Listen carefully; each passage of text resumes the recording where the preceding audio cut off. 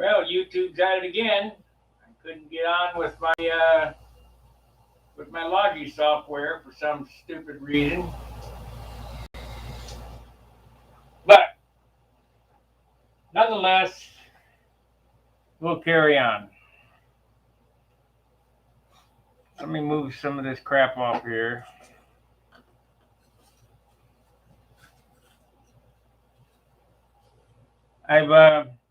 This is my outboard wing. I haven't glued it yet, but I have kind of fiddle farted with it. I did, however, put all the holes in except for the outboard wingtip rib, which I never normally do anyway. And we're going to zero them out here. Like I say, I have been farting with it.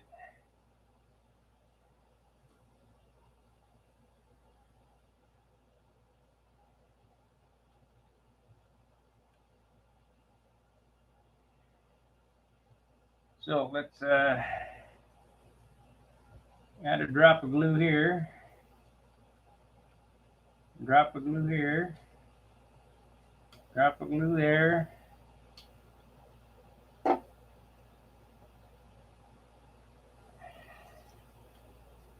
That didn't do any good.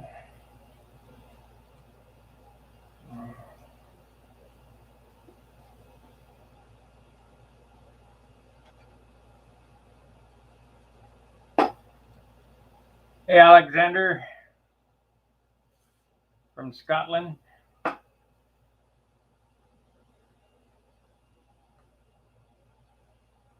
There we go.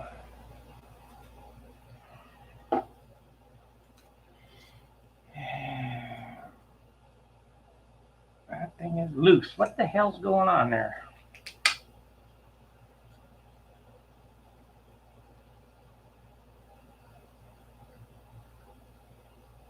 I don't know why these things test me all the time to see if they can beat me or not. But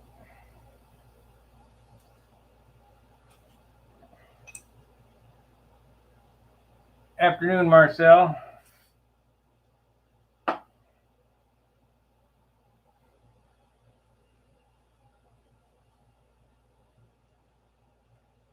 I got up a little early today, so I decided to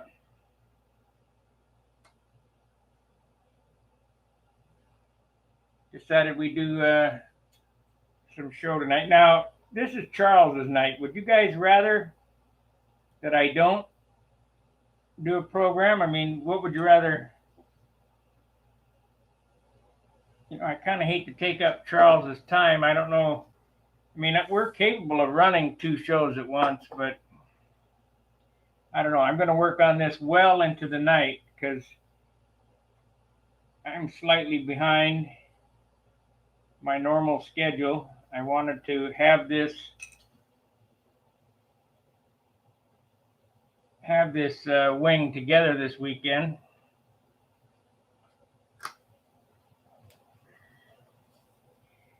Another thing, there's a speed contest tomorrow. Are you guys interested in that? Would you like me to go and film that? And I don't know how much of wee I can take, but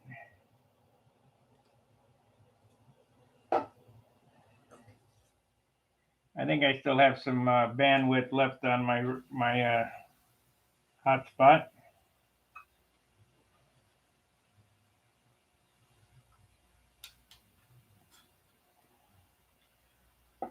Pretty boring to fly around in a circle as fast as you can, but some guys like it.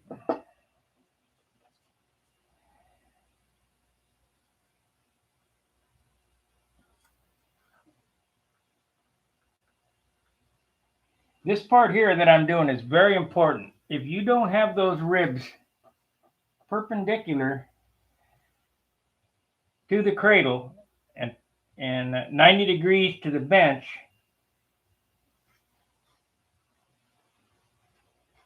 they won't touch the skin.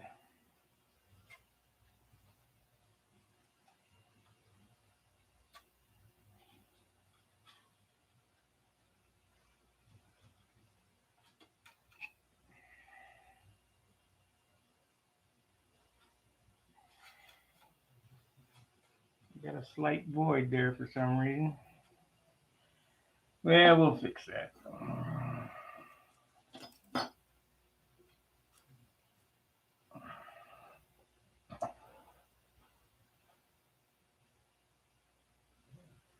You'd rather watch paint dry, yeah.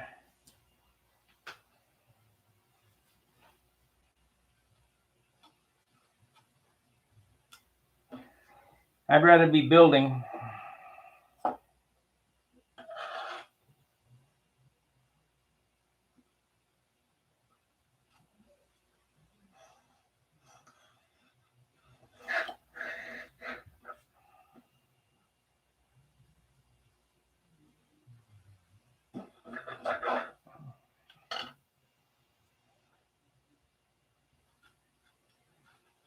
I sanded that one a little short. That's all right. We'll get by with that.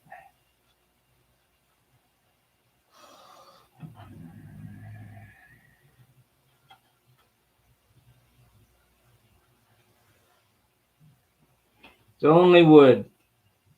Dan, if you're watching, you better get out there and put that tissue on. Get some sanding done, some dope.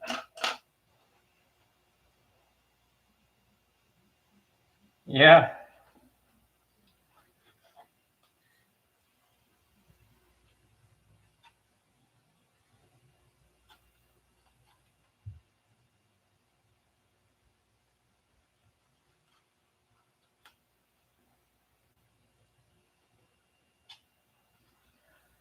Wild Bill's Hobbies. Are you the hobby guy with the van that I met at Joe Knoll?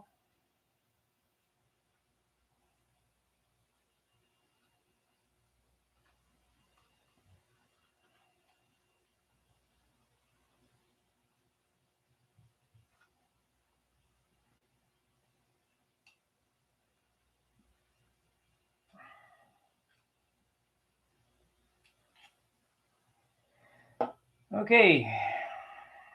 Have all that done there.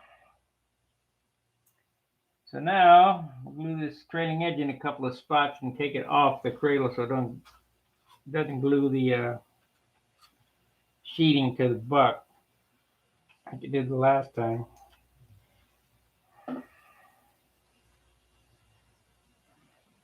So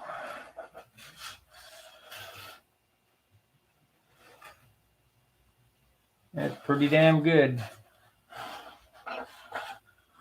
Pretty good. Okay, let's take the pins out of it and we'll detail glue it out of the cradle so it doesn't stick.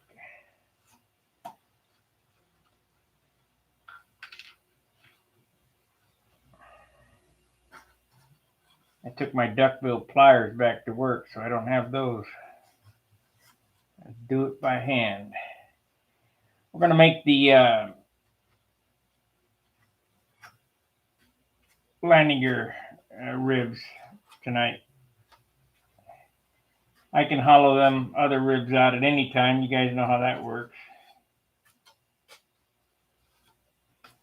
But I'll show you how I'm going to do these landing gear clips.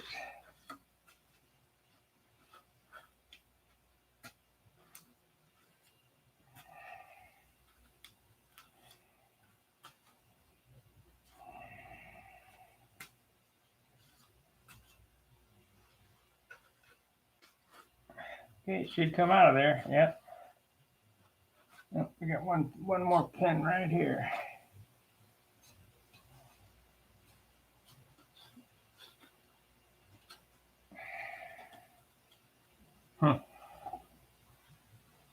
Didn't get that glued.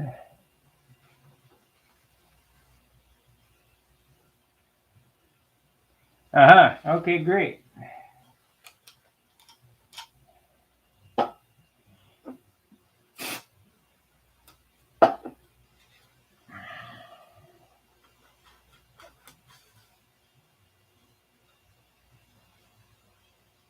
Okay, this is pretty delicate, so you got to be careful with it at this stage. That's what I was afraid of. Catching that, but we got it.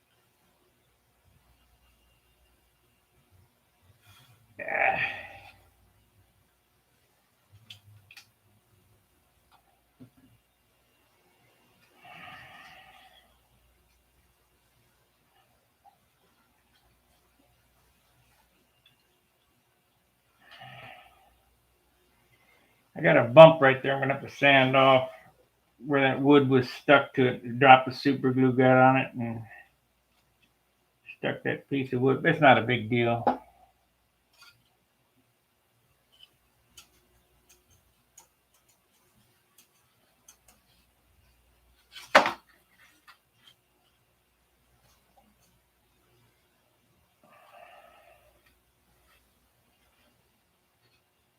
I bumped it.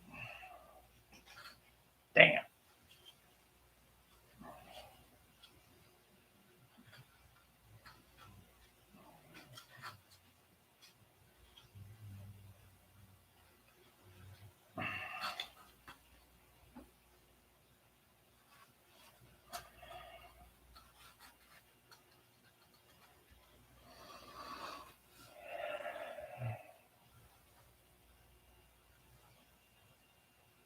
Yes, Jim Van Loo lives in Missouri. Yes, Jim and I have had many talks.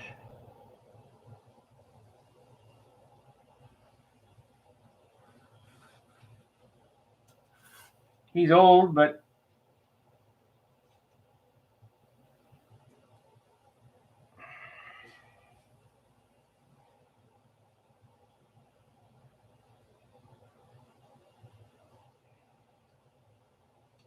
the chipmunk that I built, that I was using, was not a foam wing. It was a built-up wing that was featured in flying models about 19, oh, I'd say 69 or so. Okay, we got that tack glued together. So now, if you look at this trailing edge, it's up above, so it won't sit down flush against this. Make sure it's straight. Screwed up.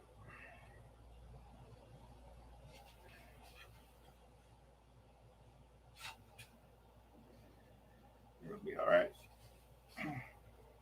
So, what we're going to do here, we're going to set this back in the cradle where it belongs.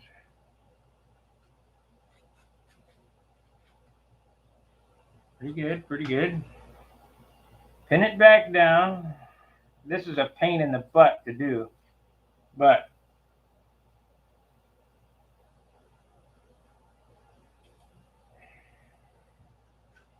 this is not normally how I do these. I normally cap this after the trailing edge is done. This is a little bit slower, but it's John's idea. It'll be a little cleaner, where the cap won't show. The sheeting will hide it. Plus, I'll have the recess already into the trailing edge.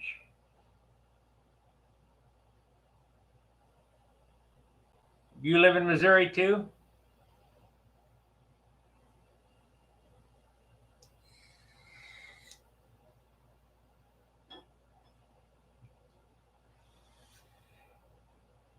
So now I got to straighten this out. So how am I going to do that? So I think I use this. Iowa.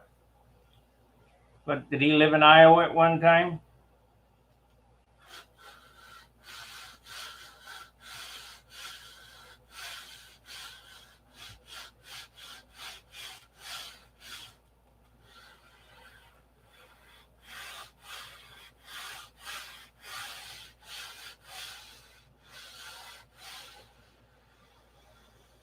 Haven't talked to him, and I haven't talked to Jim Levin. He lived in Missouri when I talked to him.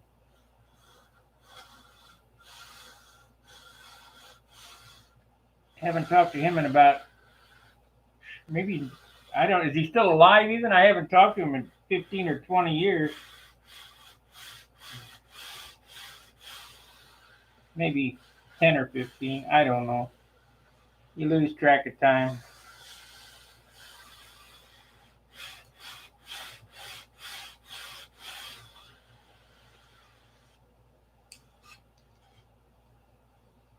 He's still alive? Great.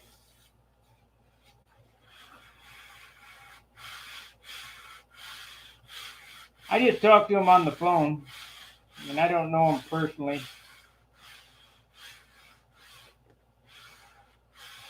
But I did have quite a few talks with him.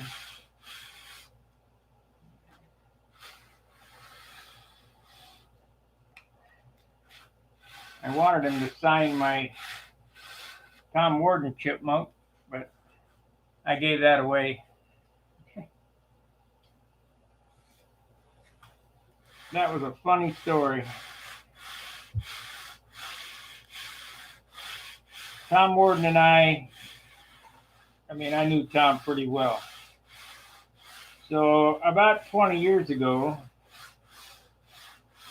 Gary Hayjack went to the VSC. And he called me up and he said, I got Tom Warden's last airplane he built. Do you want it? I said, how much is it? He said, $350. Well, I assumed that Tom had built it. I was waiting to get a Tom Warden super nice paint job airplane, light, which I should have known better on light. So Gary drags it back. It's got a Super Tiger 46 in it. It weighs 60 ounces. It's a foam wing Jim Van Leeuw chipmunk. It's in hideous gold. I ended up giving it to Frank. He's on the forum. I haven't seen him in a while. Oh, what the hell's his last name? He came down to the house and I gave him a bunch of stuff, Super Phil, and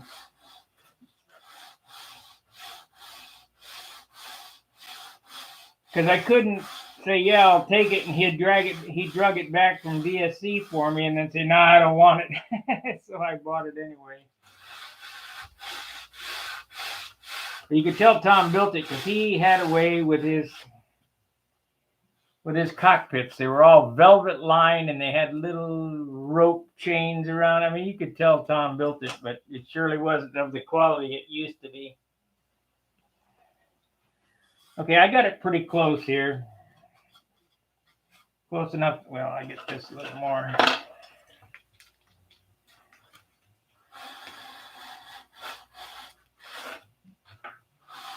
Once I get this on, we'll go on to clips, because then it's kind of locked up.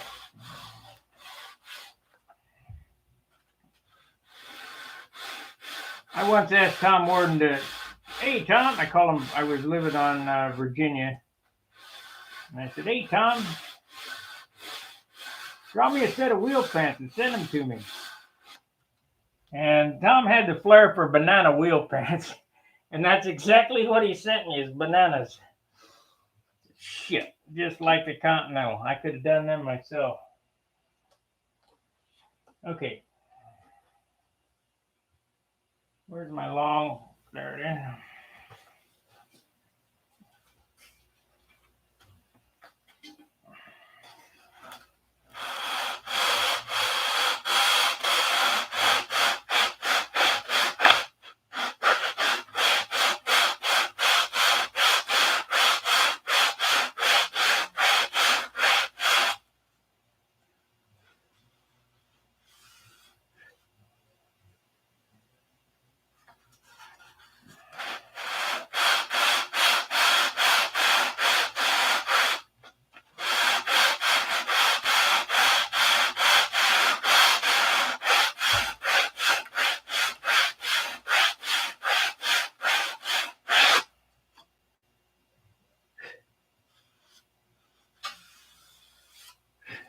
And the guy I gave it to flew beginner several years in a row, and he used to come on to the chat at night, but what the hell was his name?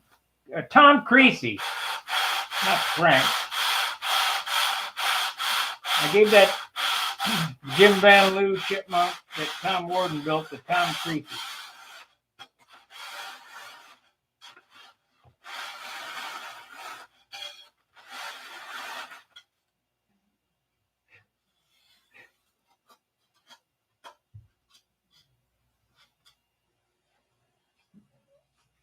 So all I'm doing now is trying to knock this trailing edge down until it touches the top of the ribs straight all the way across so I can put the trailing edge on.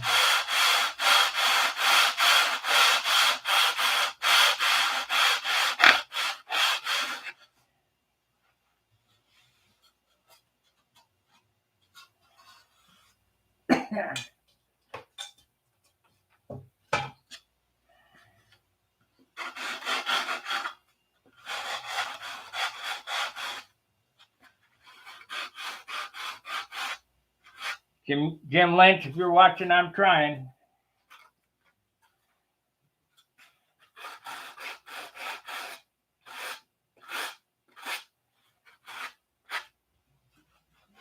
Dan, if you're watching, you better get out in the garage.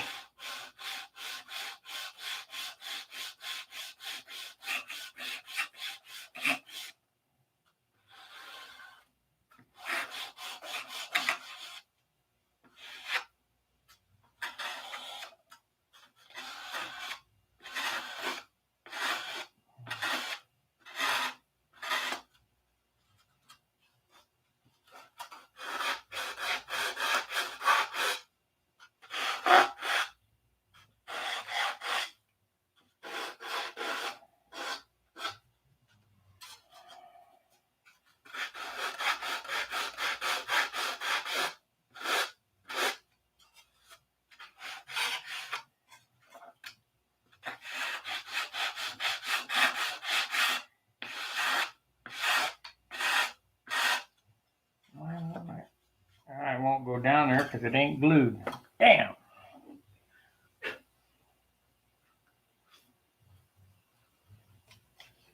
Glued now, though. We'll get her now.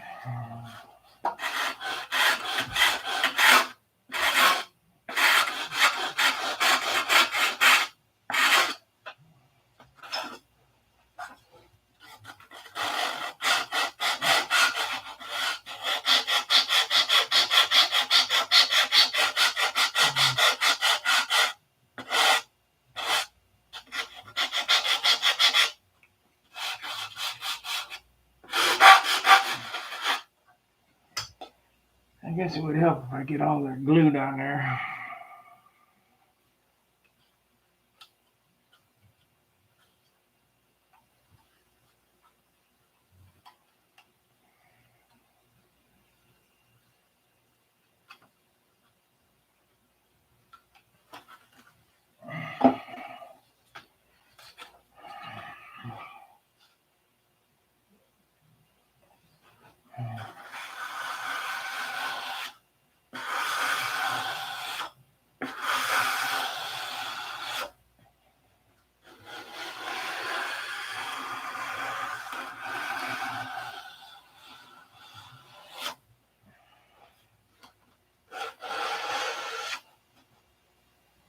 Okay, let's hit it with this one time, and it should be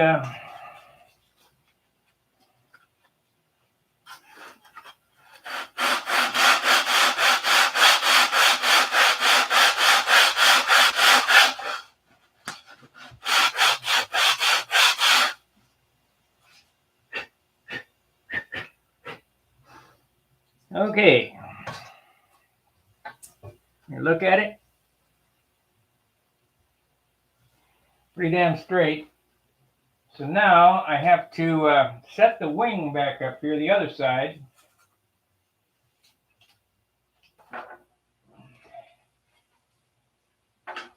Because we're going to match trailing edges. I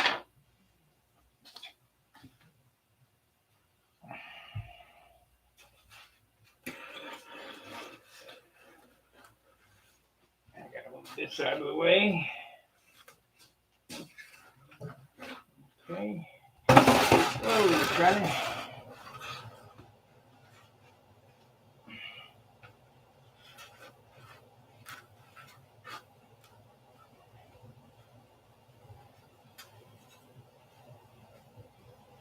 What's going on here? I want that. It's not in the right spot.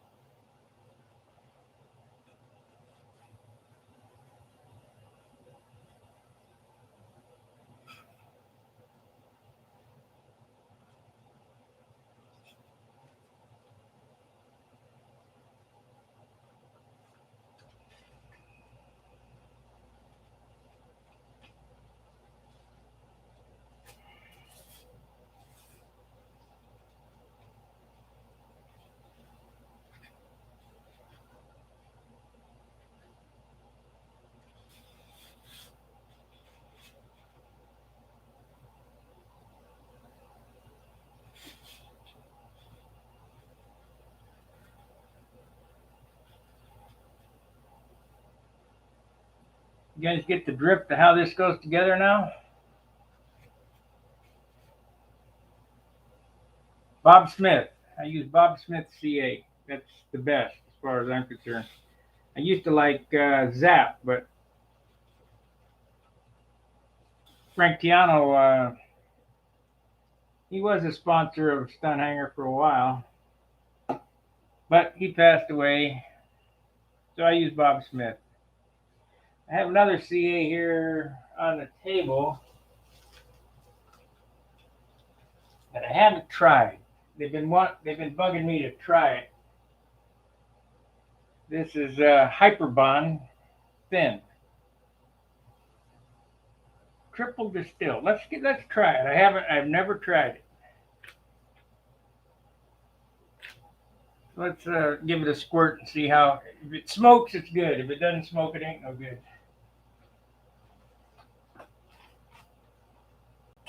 I know I got a tip around here somewhere.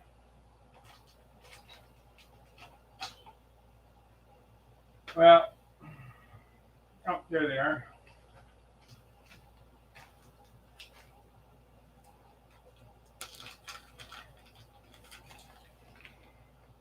So he uses these special kind of tips. So this is Hyperbond. I got some thick. This is some thin.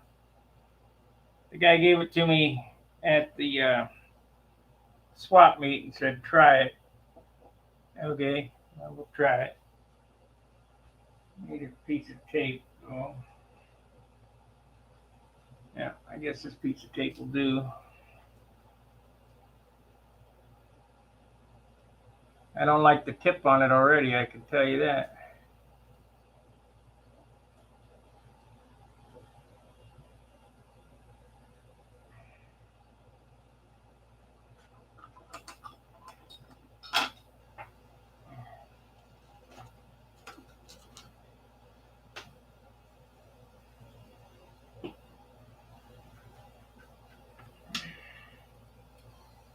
Okay, let's give this a whirl and see what happens.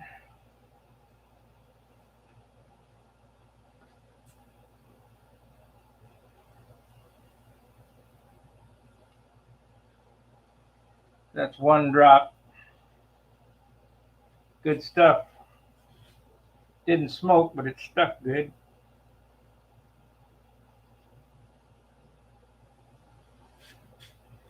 Yeah, I'll go back to Bob Smith. I got better control over the snorkel.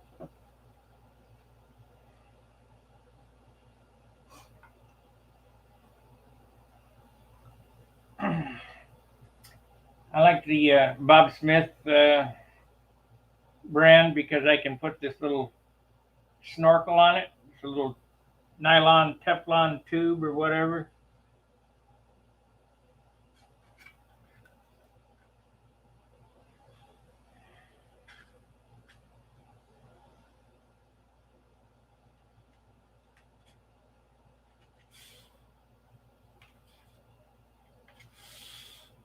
If everything's touching, it only takes one drop.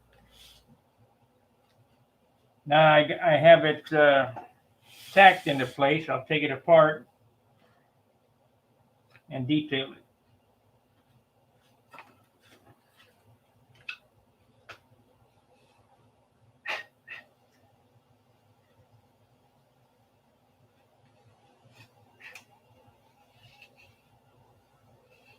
Nice and straight. That's what we wanted.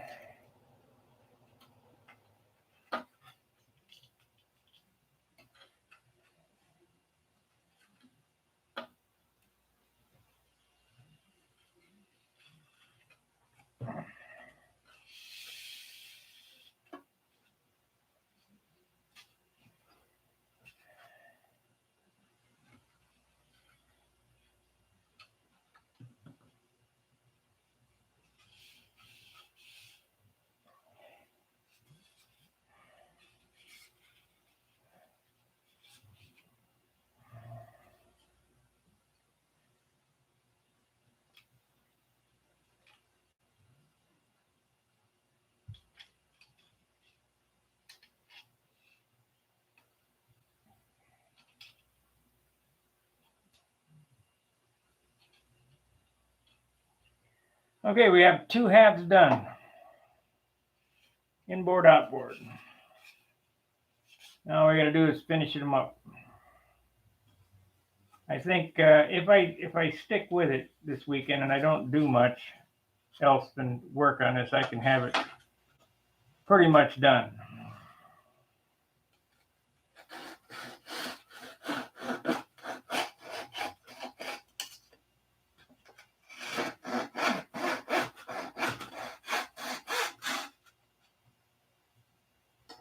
Okay, let's make some landing gear clips. Now first we'll see what it weighs. I think this should be about 1.5 ounces.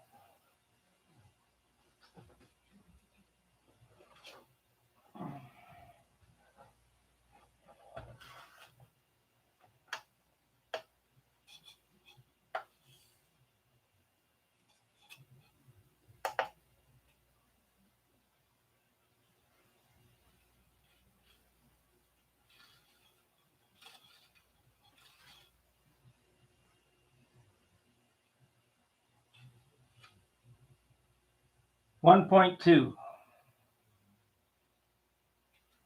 So let's see what we got total weight. Let me get these pins out of the way. This wing should be 5 ounces without the bell crank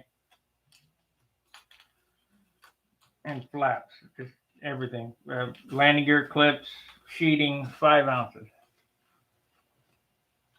If we get there, we're in the ballpark. If it's a little over, it's okay. If it's way over, we're in trouble.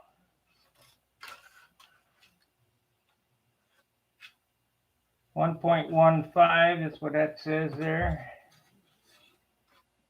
I think maybe I need some new batteries in my scale.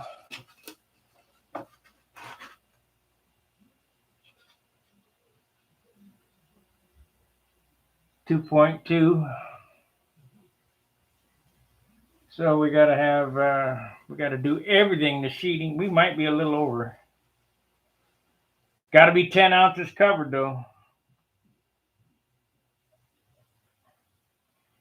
That beats the heck out of a foam wing just like this underneath there. I think it's 10 ounces with nothing in it.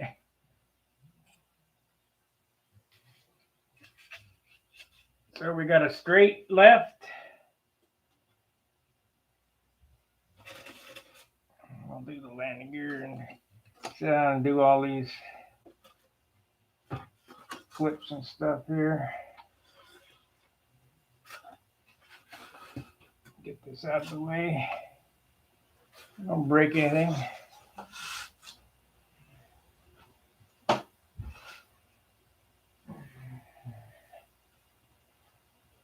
Except I need the cradles to plot that. Damn. Okay, so I'm going to have to use the cradles to plot that. So we'll do it right now.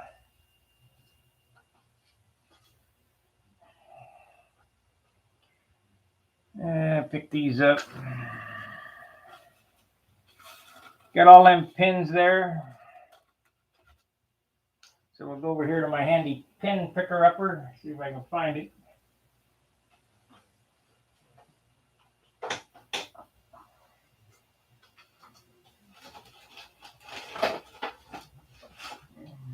Of course not. Oh, there it is.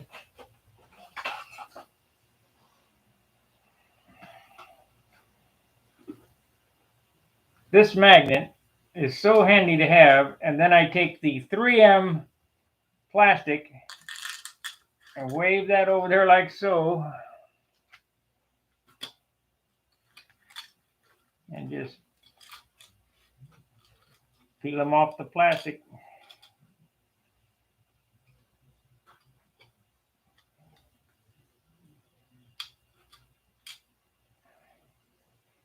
That's how I did my 53,000 pickup of the screws on this magnet.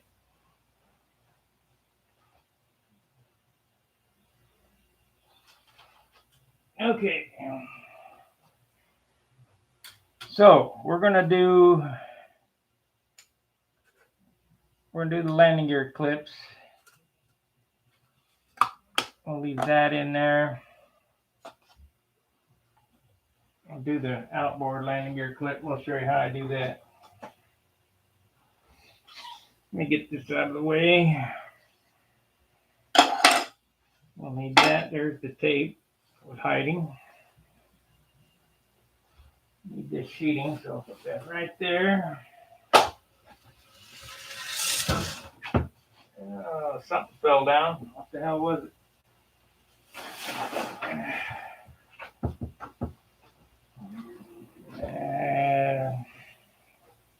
I didn't hear nothing go crack, so.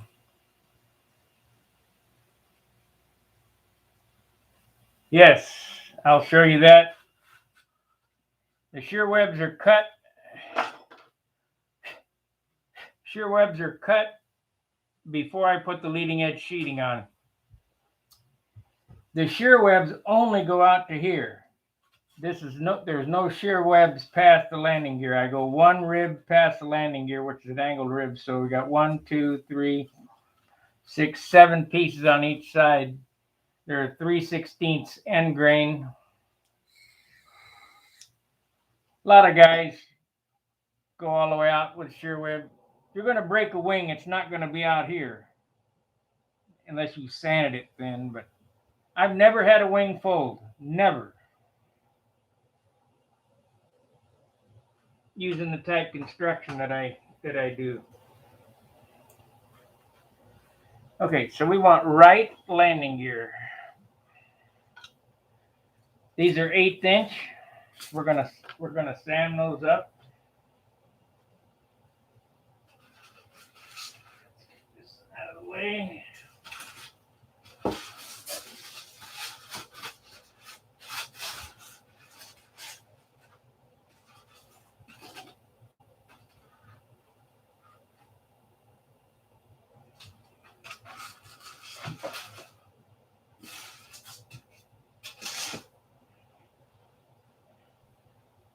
LG, L2. So it is this one right here. Which one of these is longer? We need R. We need right. Two. Right. And right.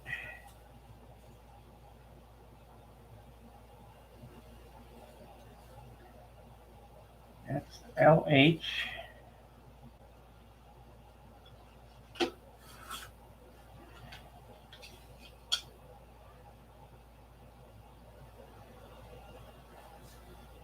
Oh well.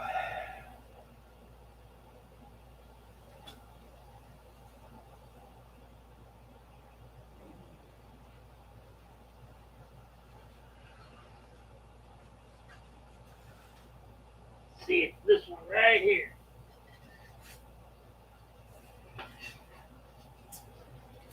Okay.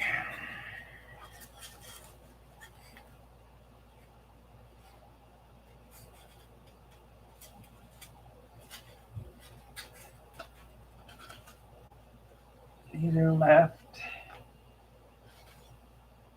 That's right. That's left. Too confusing.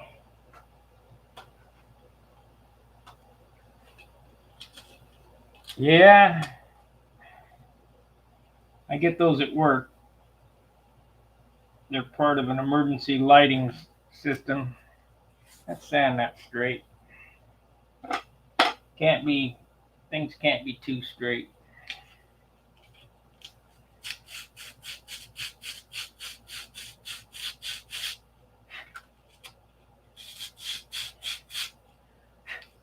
We're making our own plywood here is what's happening.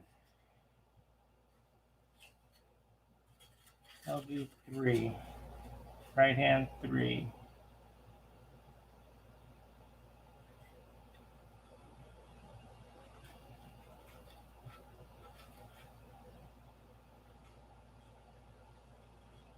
Goes on like that.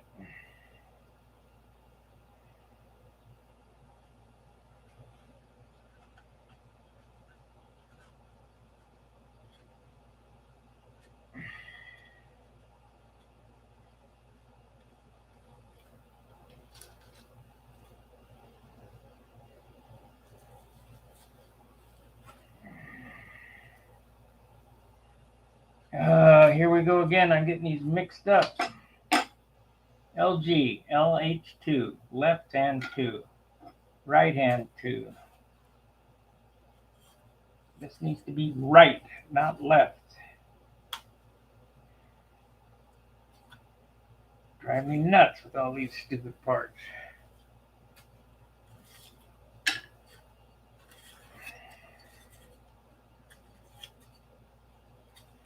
RH3. I go right here.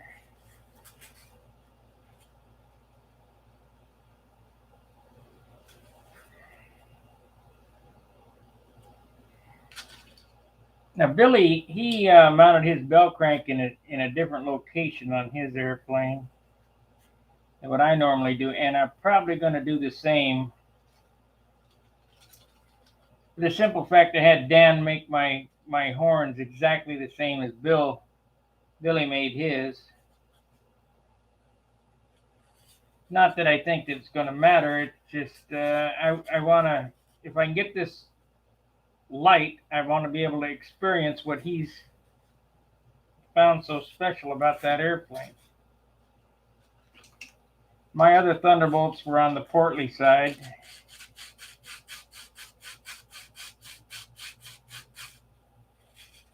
I threw caution to the wind and loaded it up with death paint.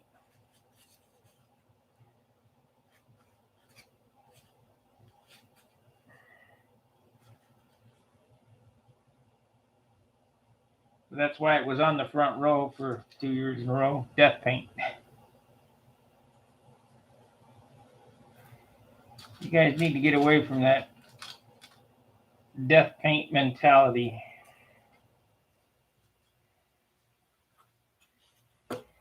The airplanes fly so much better without all that crap on them.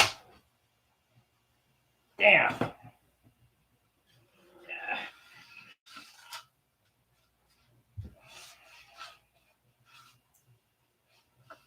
get my buck out of the way before I step on it again. Didn't hurt it too bad, just kind of knocked it loose. Okay. Let's get this made up here.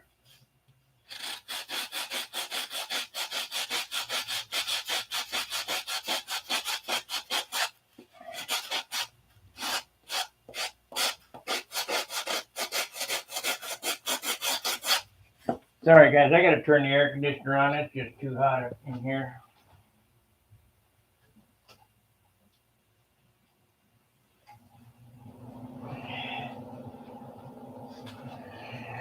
Humid. This state is the most humid state. Might be in Florida.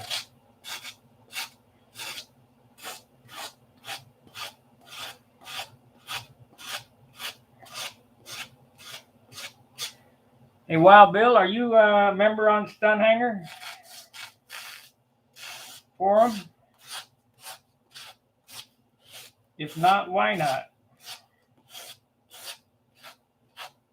And don't tell me you can't get through, because if you use Wild Bill as your username, that's why you didn't get through. You got to use your real first and last name as your username. Your display name can be whatever you want.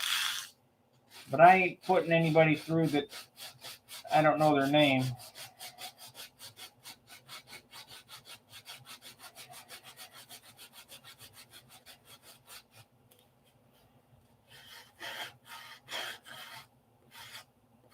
Especially nowadays.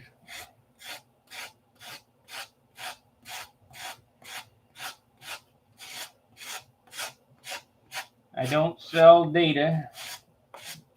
I don't sell email addresses, so you don't have to worry about spam.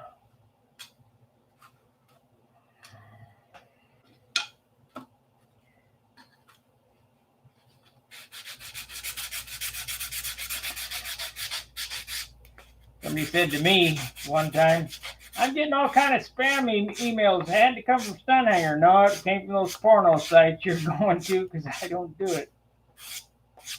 I probably could make a lot of money doing it, but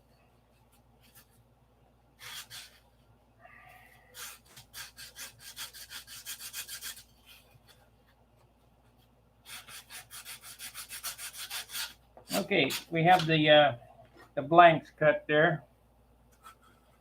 So now I need my stick. There it is.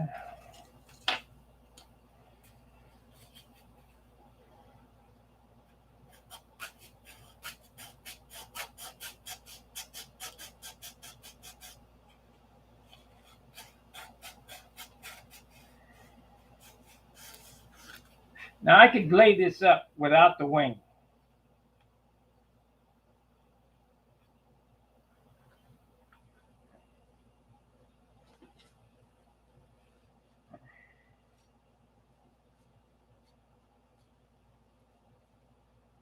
Oh. But seeing as that I'm striving for perfection on this model, I'm going to take the wing back out, set it back in the saddle, mark it, take it back out, set it over on the table or on the couch.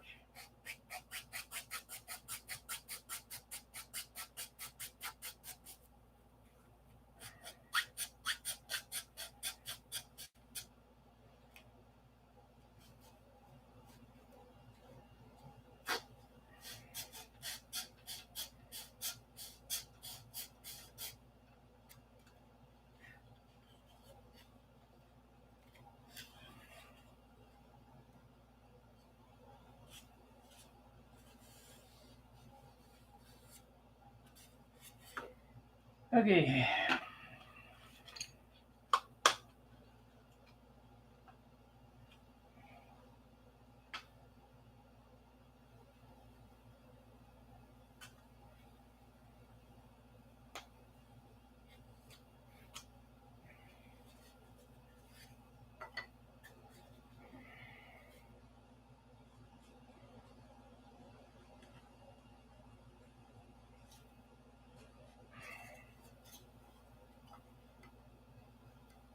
Two and three. Yeah, it smells like somebody's burning something.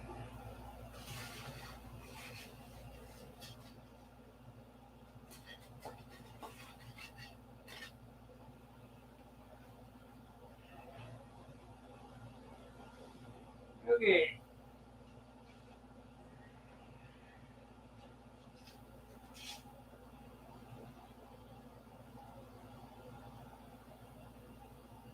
More into D Live, I see. Well, Stunt Hanger is a forum. www.stunthanger.com. And most everybody that, if you're into airplanes, control line and things like that, there's 4,500 members. There's a whole lot more guys on there than just me showing you how to do stuff. So we got two.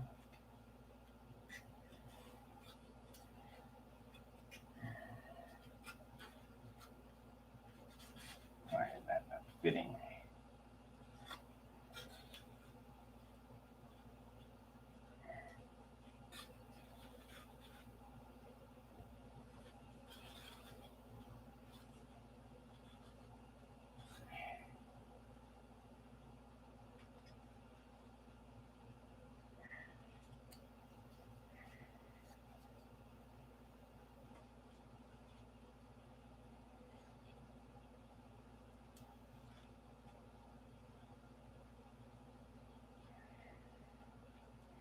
Now I marked it out on this cradle.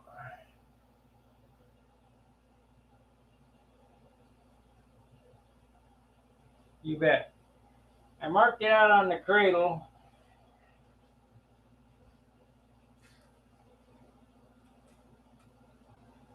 Where that landing gear block goes. So all I got to do, now that I got it back in the cradle here, take this pen and mark the back, tick the back half right there and right there. Okay.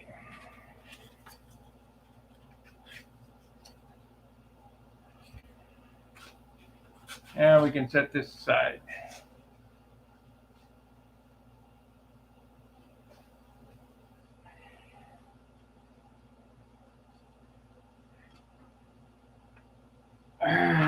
So I'm going to try. I'm just going to eyeball it, but I'm going to try to stay parallel with the spars going up here. I mean, you could lean it back or whatever.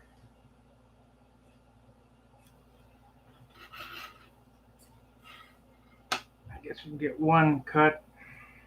Yeah, we'll just do it this way.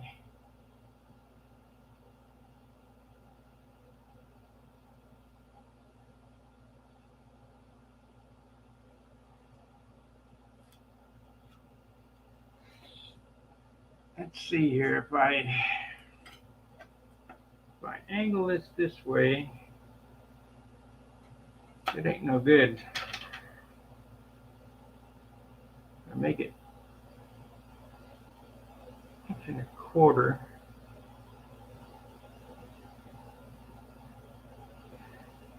We'll make it 1.125 inches wide. Everything's different on this airplane because it.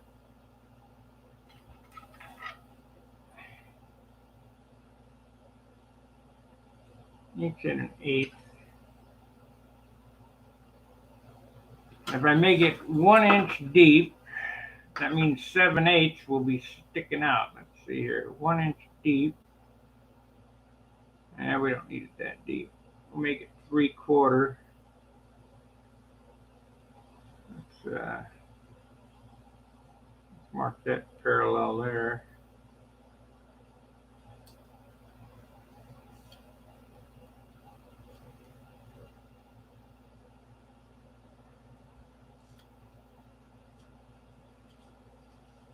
So let's do the center line here.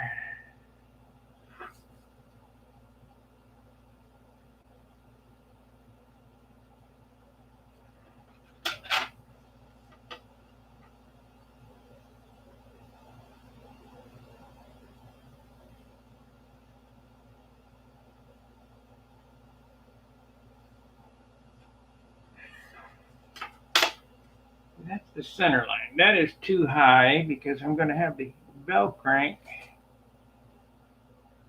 Bell crank's going to cut. Lead out's going to pass right about there. So if I drop it down 1/8.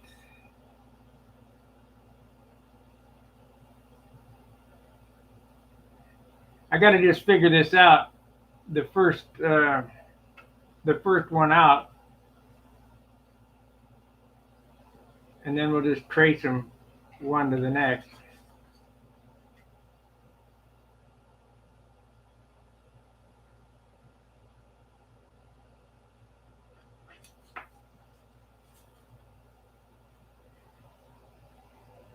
I always end up running with not enough material on the leading edge, so that the door tends to want to sand into the sheeting, and I don't like that. So I'm going to come up 1/4.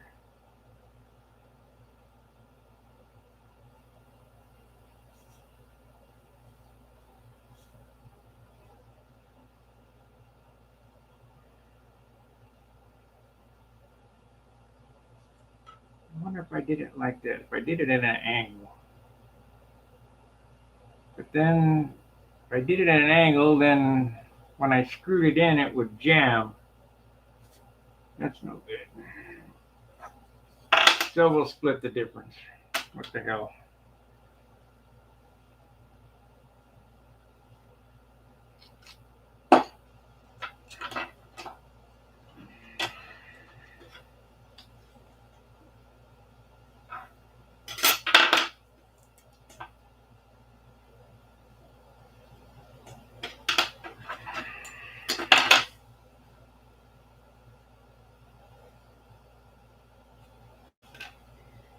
Okay, what I'm doing here is I'm laying out for the landing gear platform, which is made up of light ply and basswood, boxed in with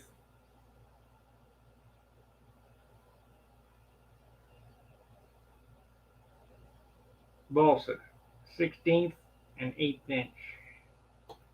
You know what? We're gonna cut that with a saw because that's some hard wood. This piece of 8 that I'm using here was some of the hardest stuff I had. Because you 1/8 inch rib for landing gear clip would surely not work. But what I'm going to do here, which I've never tried, but we're going to test it before I go much. I don't see why it won't work. We're going to laminate this with 64th ply, both sides.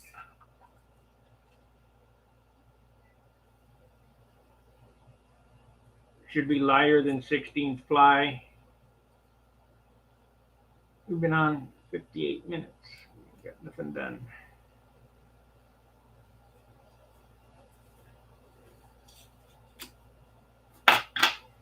Okay, the landing gear floor sits up into this like so.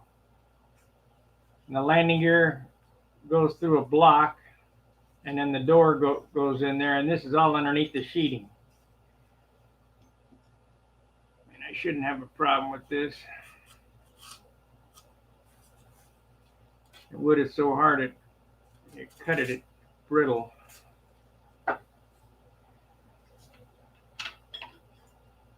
We'll see. If these turn out okay, we'll use them. If not, we'll make some new ones.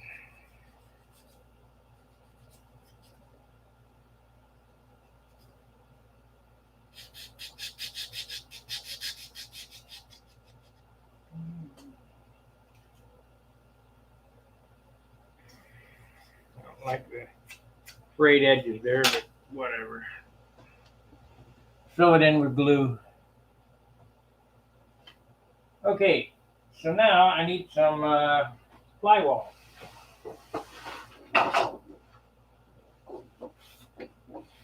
One of the watchers here, Chris Everson, brought me this piece.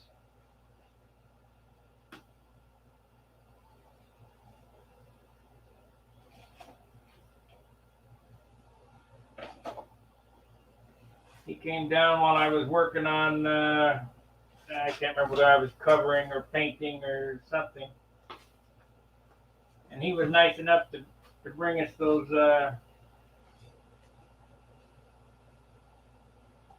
sheets of wood. So, let's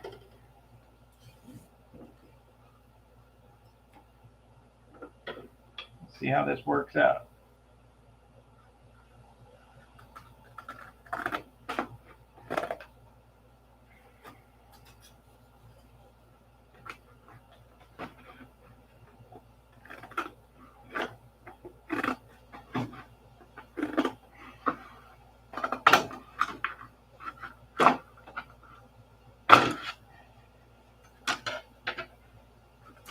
Now, if you're the kind of guy who hits the ground hard, I don't recommend using this system. Better use 16th or 1/8 ply. But I try not to hammer the ground with my airplanes, so, just set them down easy and hopefully it'll hold together. But I'm kind of thinking that this doubled up plywood situation here is going to be super strong. Let's cut this out here.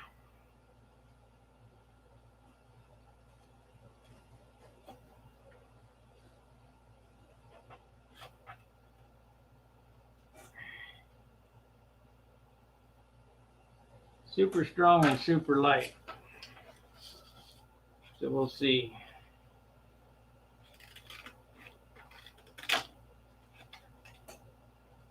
I just want to get these cuts on this right here. Just for the simple fact, I can use scissors when I got it apart here, but when I glue it together, I won't be able to. So that'll work. Now, I better get the Teflon.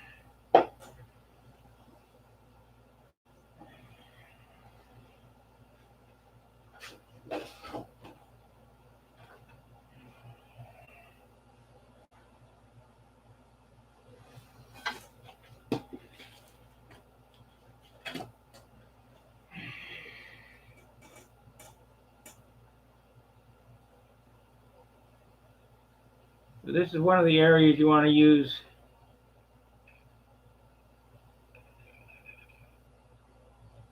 a liberal amount of glue.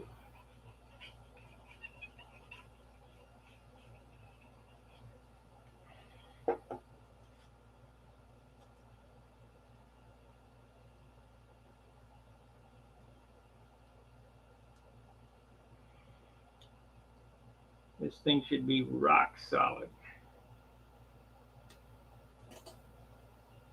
And we'll weigh it for comparison as soon as I get it made. Because I have a light ply one cut over there.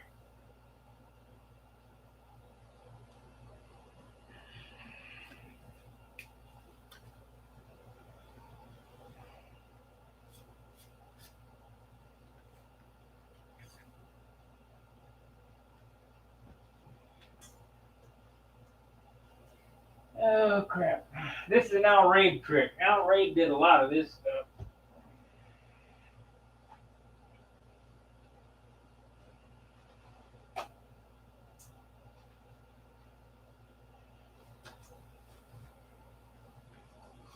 You know, I don't know everything. Use what you can from me. If you got a friend that's a good builder or whatever, use what you can from them. Whatever works for you.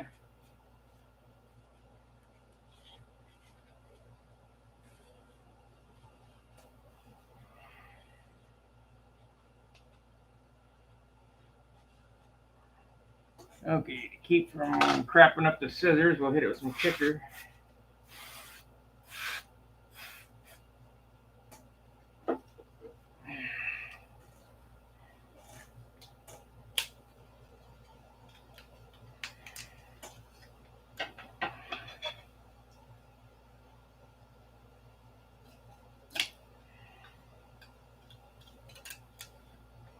You know, I bet one side would be good enough. We're going to do two.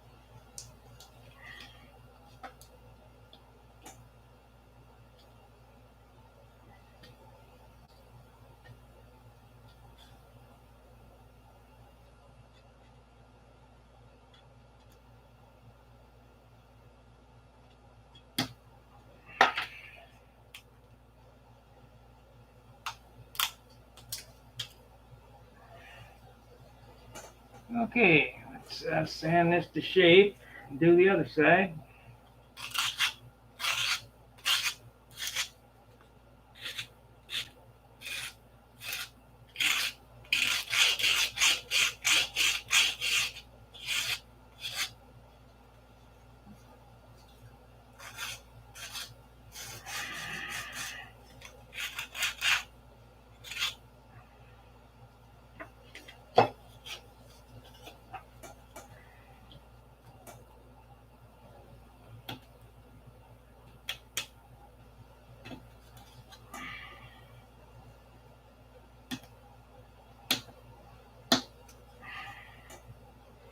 I don't have to worry about the lead outs coming through on this side. This is the outboard side.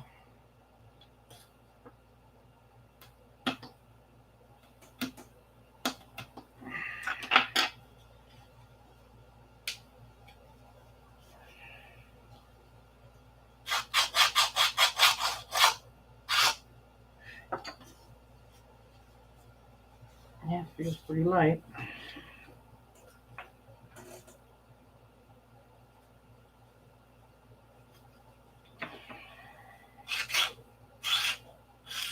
most guys wouldn't go through this business. You know, it's kind of troublesome. But a couple of reasons I'm doing is I don't have a jigsaw here. And second, I wanted to see if it's going to be any lighter, and I think it is.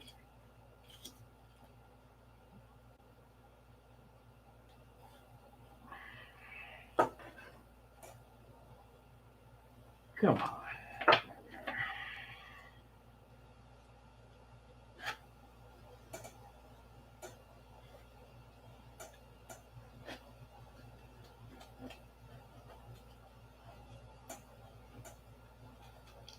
So I get more bang for the buck. You know, this is thicker than 16th, and I think it's going to be stronger because of all the lamination. And I think it's going to be lighter because it's balsa wood.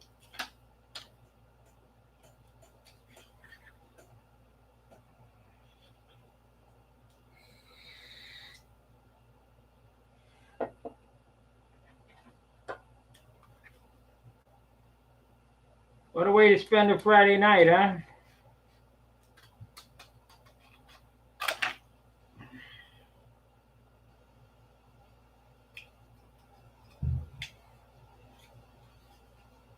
Back when I was younger, I'd be howling at the moon. All right.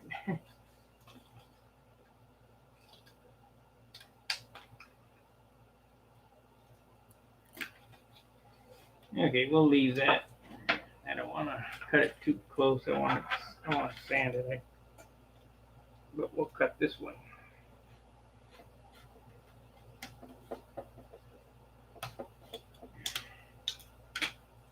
Okay. Cut the back side of this too.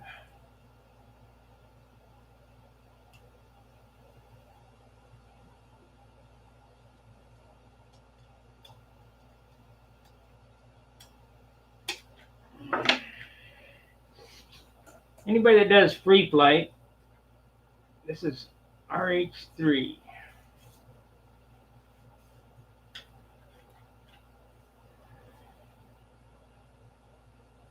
H3. Anybody that does free flight would know that you go to any length to get it lighter. Dan, don't bend the paint stand off.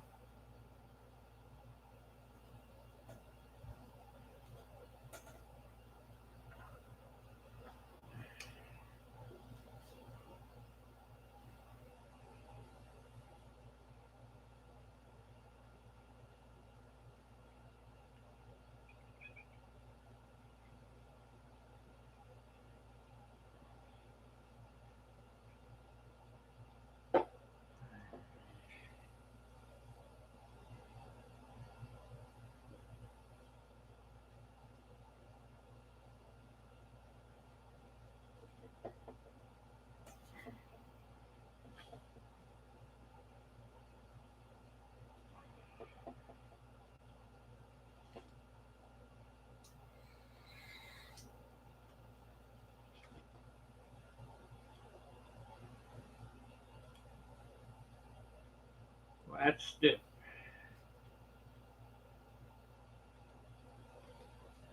That is stiff.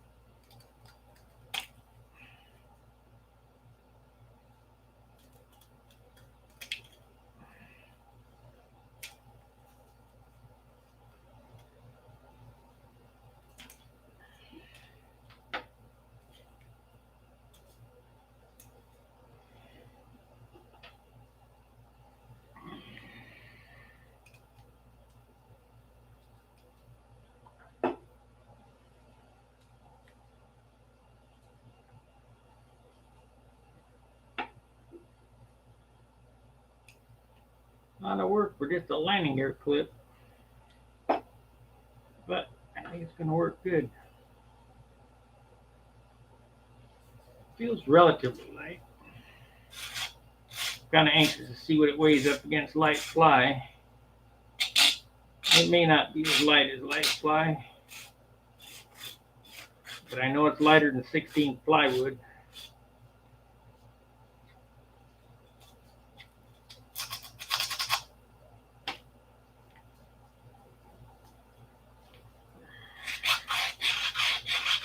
The way that Hunt says to do these is to make this rib out of 16th, then glue a piece of 16th plywood onto it, just like I did here, 64th on each side. So we have an 1/8 inch rib with a 32nd worth of plywood on there.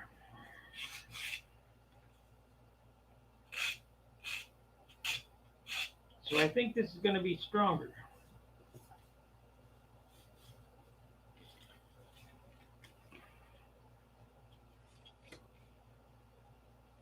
Yeah, we'll sand that. There's my ruler with the sandpaper on it.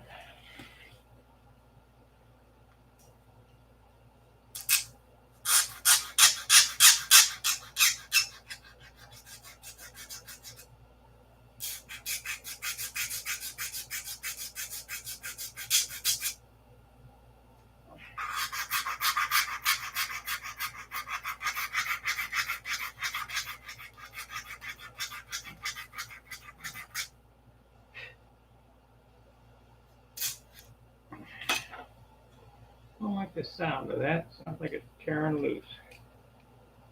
We'll fix that. Move my thumb to it.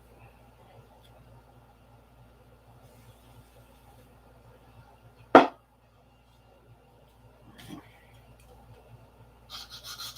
sounds more solid. There's more stout paper on that. This must be 320, not 180.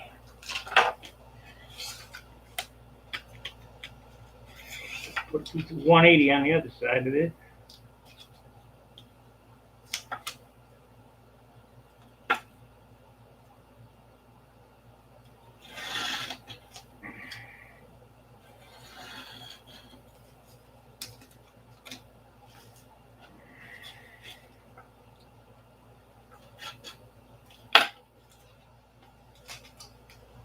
Yeah, that's 320, that's 180.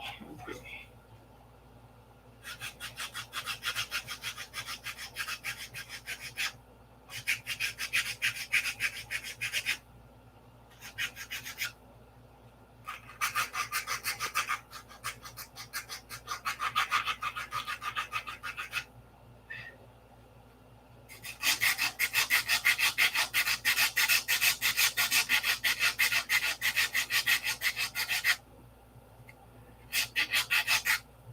Okay, that's good.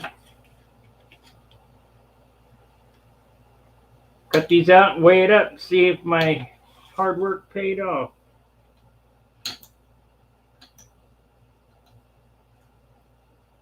Of course, some of the center comes out of it.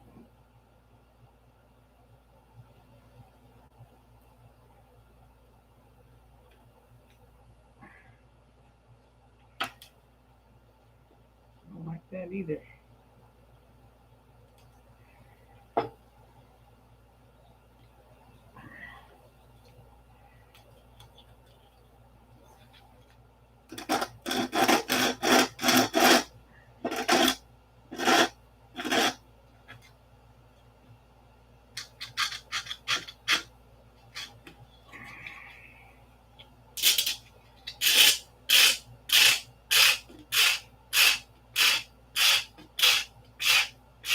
Now, there's no need for a stiffener rib on this because you got the plywood.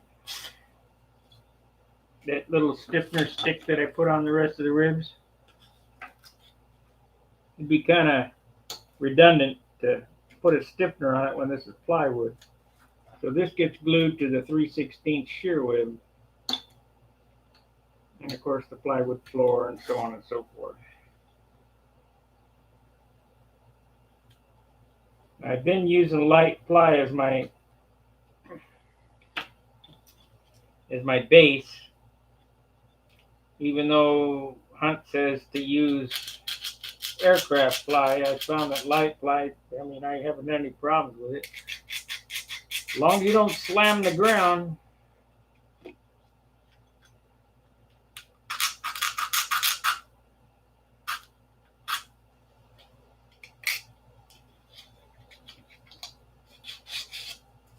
Okay, let's see what it weighs.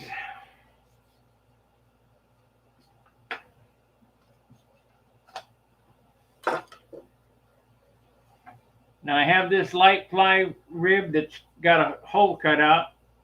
I think this is a little heavier, but it doesn't have the hole in it. But I'll guarantee you, this is flimsy and this is stiff. So this is way stronger. The bigger pain in the butt, but who's counting when you're building a $4,000 stunt plane, right?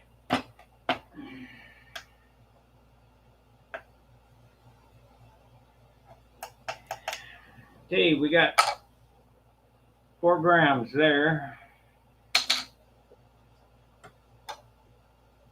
2 grams there. Double the weight, but it doesn't have the hole cut out. So I'd say that I would say that this is probably 1 gram heavier than that after the hole's cut out. We could cut the hole out, I guess, and see what it's going to do. I'd say this is probably 3 grams, but twice the strength.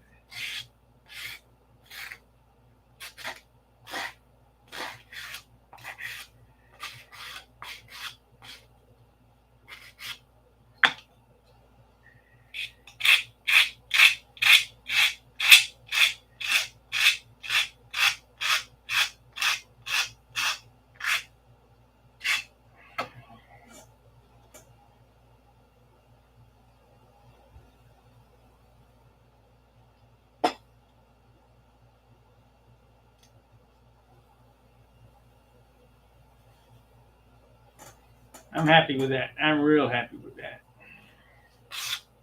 So this is the way I'm going to be doing this from now on. You can't believe the difference in strength. This is like aircraft fly for 1 gram more.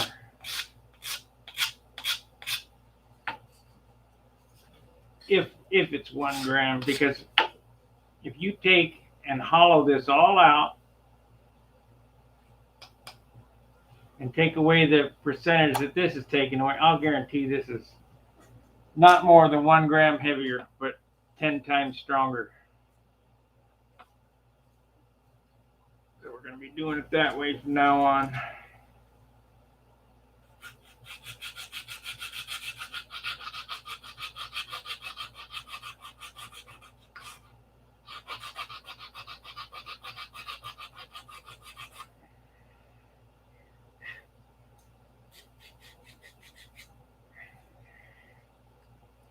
The only thing I'm concerned about is this height of this.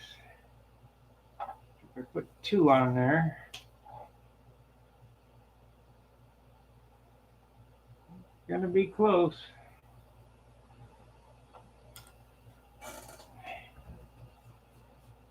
All right, guys, we've been on for 1 hour and 21 minutes, 22 minutes. Tonight is Charles's night. I mean, you guys let me know. What do you want me to do?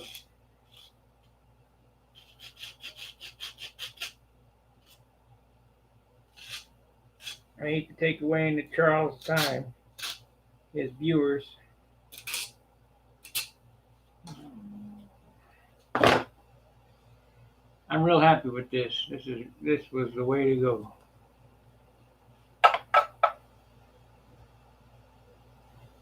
So let's see if it sets on the cradle in the right spot. Of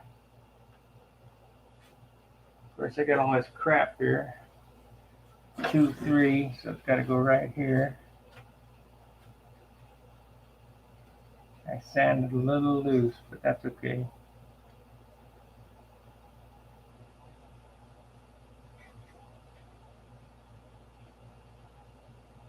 That's the ticket.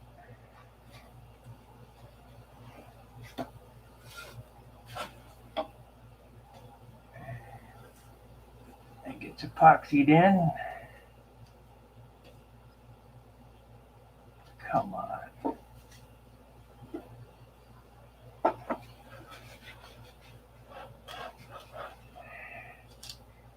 You guys got no idea what a handicap it is to work without any space.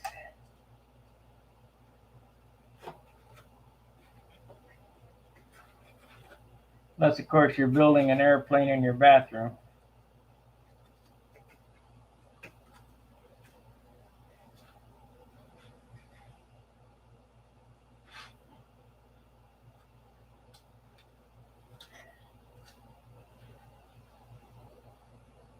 I need to fill that up a little bit.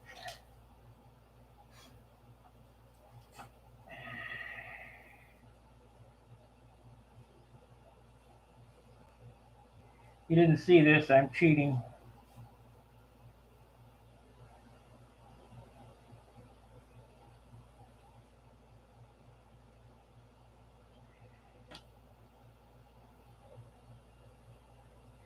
That's all right. It doesn't fit quite tight enough for my liking because I have to pin it or whatever. Come on. So we will just glue a piece of wood in here. It's only wood.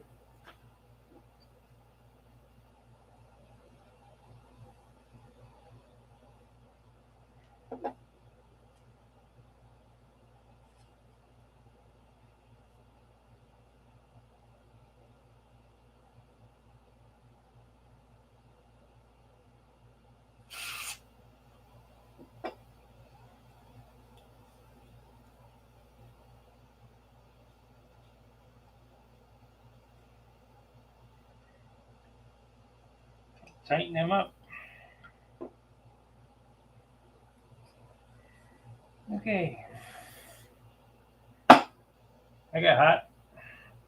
Ah.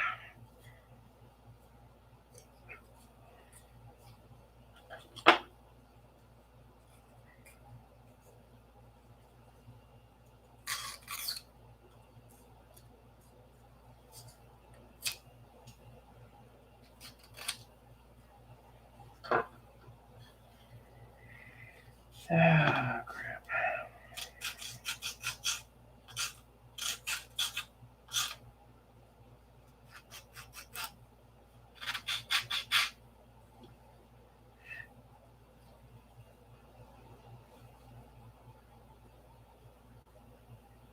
What happened to my stick? Oh, there it is.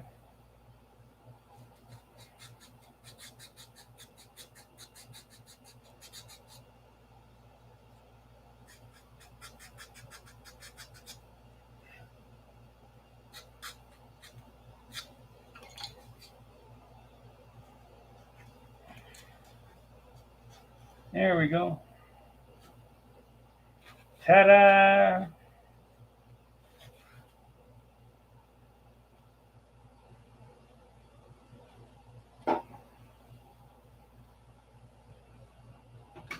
Pretty damn close.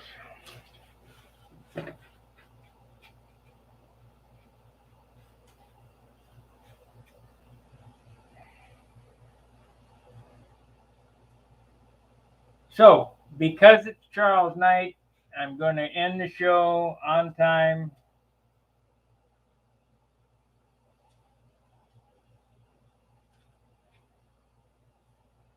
And, oh, shoot, it's only 7 o'clock. We'll go for another half hour. We'll go 2 hour.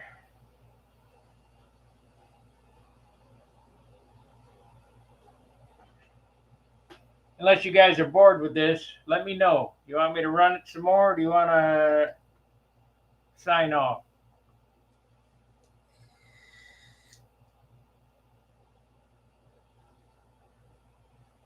These long videos, they get a lot of views, but they don't get a lot of traction. For the members, I'm going to be taking this video, taking all these videos and editing them up with a voiceover. So now we need RH2, that's this one here.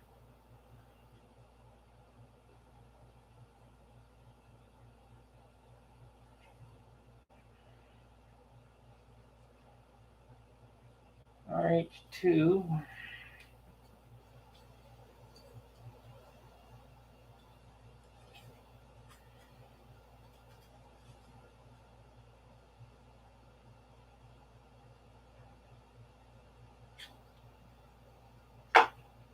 So we'll condense 400 hours down into a movie that'll last an hour. Because I figure with all the painting and everything and the detailing, this thing is probably going to take 400 hours.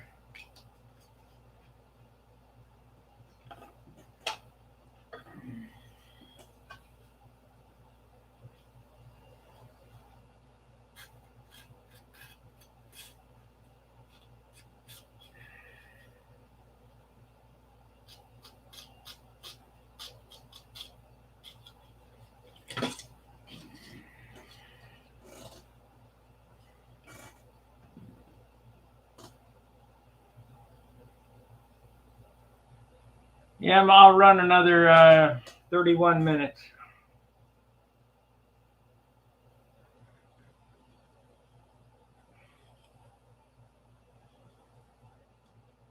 Like, subscribe, share the videos. Share it on Facebook, Twitter, Snapchat, all your other social media platforms.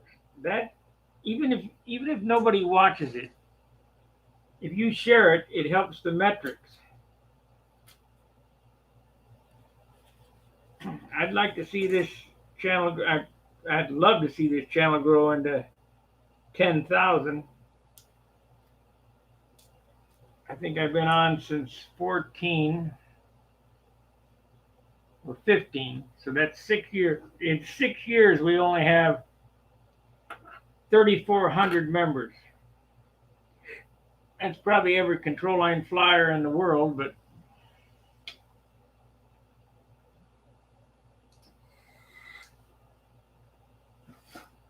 for you people who are new to the channel that may or may not fly control line, a lot of the stuff that I do carries over to RC, cabinet making, life. Talk about a little everything here.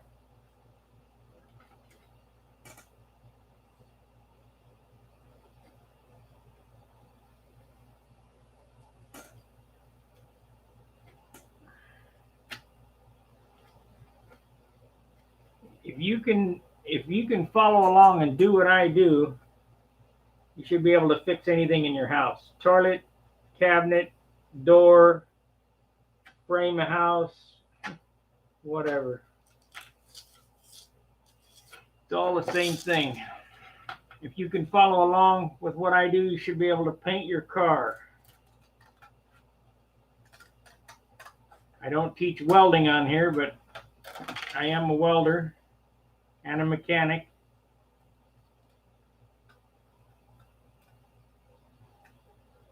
Backyard engineer. I don't have a degree like Brett Buck and make millions of dollars a year. I don't make shit. But I'm happy. Speak a couple of languages.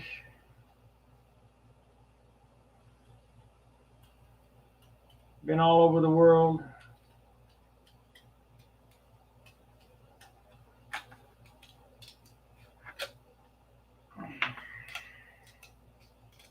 Now, if you're an airline pilot, you might be able to do that. Except I never heard nothing out of Dave Fitzgerald or Ted Fancher. But I don't know. Maybe they do.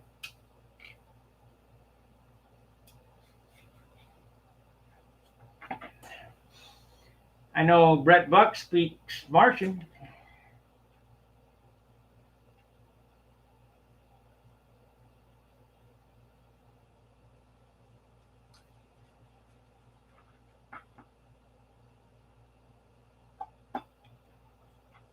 I guess he really is really, really smart, but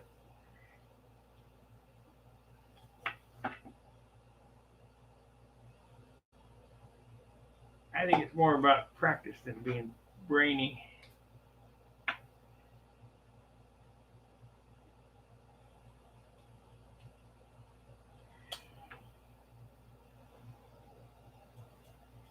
And the reason why I say that, look at Billy. He's not a brain surgeon, he's a musician. But he can sure build an airplane because he's probably built as many as I have or more.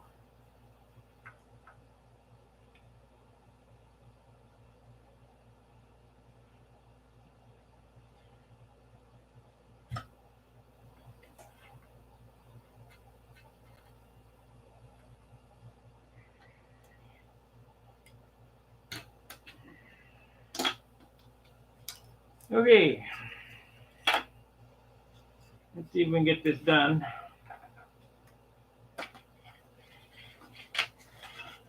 This is the most boring part of the build, is doing these damn ribs. I hate it.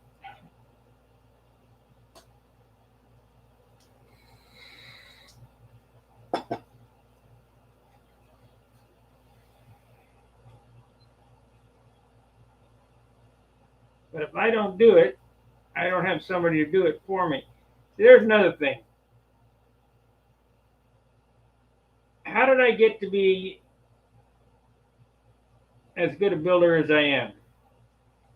Well, I can tell you right now, as a kid, I saw all those beautiful airplanes, and when I asked them where they bought them, they said, you can't buy them, you got to make them. I had the desire to learn, damn, to make them.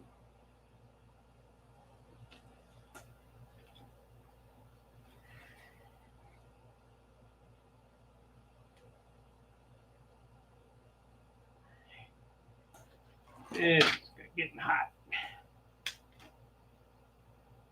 Ah.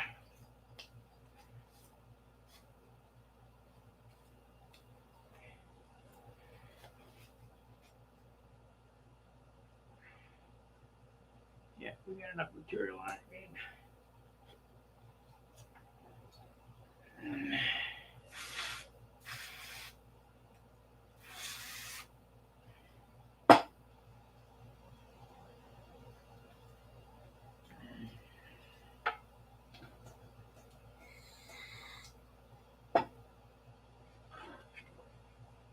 My dad, who's not with us anymore, when I was a kid, I wanted a toy, something to do.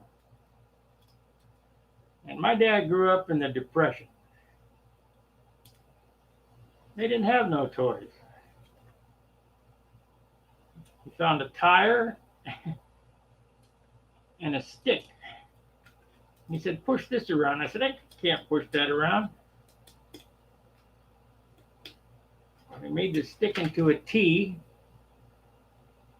and showed me how to do it. And it was kind of fun for a while. Something to do.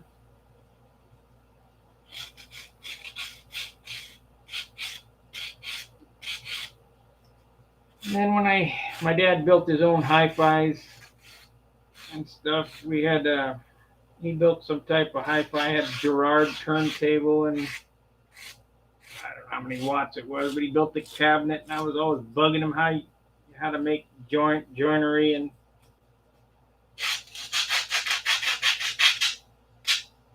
I owe a lot to my dad. I didn't think he was doing the right thing at the time, but now that I'm older, I know he was.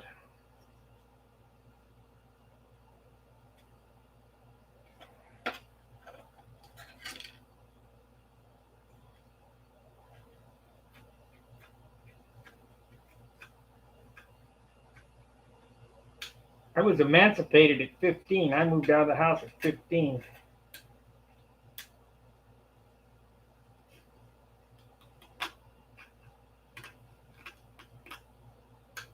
Of course, I worked for my dad. 15 and a half. That's when my dad had the pool business, and I stayed in the pool business and guarded it at night along with doing a pool route. So I had a place to live, and he lived down in the desert at that time. I really screwed that up. I could have had that business. But instead, I wanted to go in the service.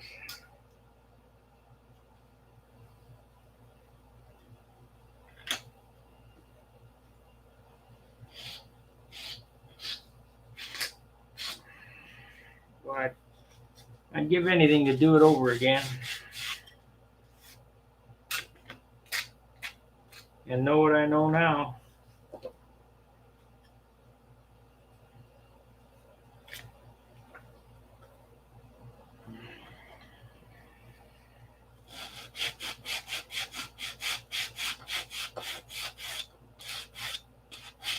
Got to get the fingerprints off of it. I don't want anybody to be finding out who built it.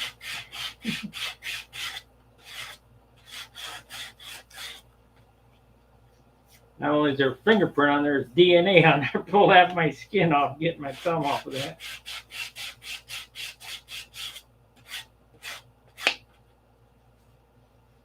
Okay, let's do the other side now. I don't think I'm going to cut this until I get it glued on. That way I don't make a mistake. This is 2.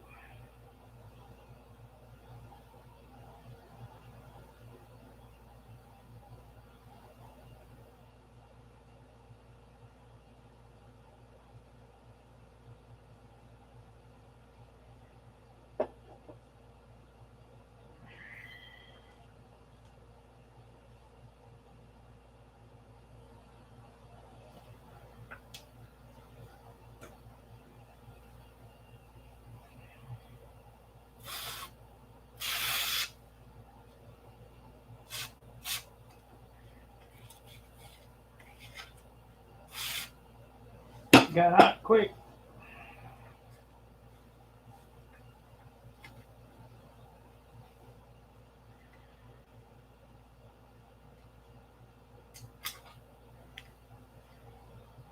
Boy, how this milk tastes like depression milk. What's depression milk taste like? Tastes like water. It tastes like water because it is water. Yeah. My dad had a real green thumb, and he grew all kind of when we lived in West Covina. He grew all kind of plants in the backyard because where I grew up, I was born in Pasadena. Where I grew up, it was all orchard fields, strawberry patches and orange trees and stuff. That's the farmer had sold his farmland for that tract. We used to walk to school and pick strawberries and be sick when he got to school. But anyway, that's dating myself as far as LA goes, because LA is packed now. But Orangewood, Willowwood, all on the Edgewood, that's the name of the schools that were around there because it was all farmland, so you get the woods in there. We had a plum tree, used to go up on, the plum tree was top of the garage where my shop was, because we had a 2-car garage, and I ended up in the 2-car garage because of my airplanes. My dad really supported the airplane building. He wanted me to, matter of fact, he asked me, "Are you going to continue building?" Yeah. He said, "You better." Anyway, we used to go up on top of the garage and get sick as a dog eating plums. Thousands of plums. He made tangelos. He grafted a branch on an orange tree onto a tangerine tree, or vice versa, or whatever. Anyway, I was thinking about, while I was sitting here thinking about my dad, We had an apple tree in the backyard, and he made the apples. Remember, this guy's from the Depression, so he made applesauce one time. We couldn't eat it. It was so bitter. It was terrible. I said, "How's it taste, Dad?" And his face was, you know how you get when it's stuff's bitter. Oh, it's delicious. Yeah, right. Of course, he didn't eat it, but he pretended it was good.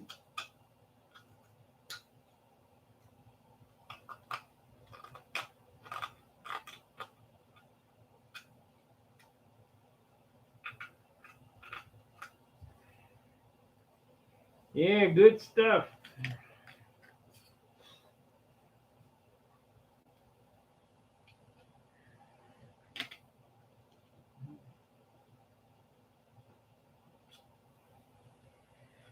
Yeah, 13 and 11. Hit that like button. There's people on here who are not hitting the like button. When I go back and I see there's 100 views and I only got 11 likes, that's not good for the metrics.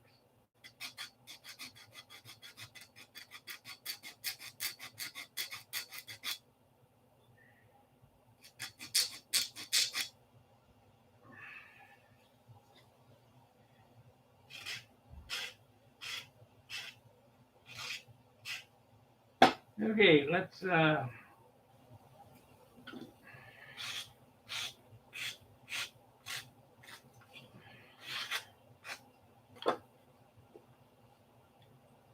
harden up the edge here.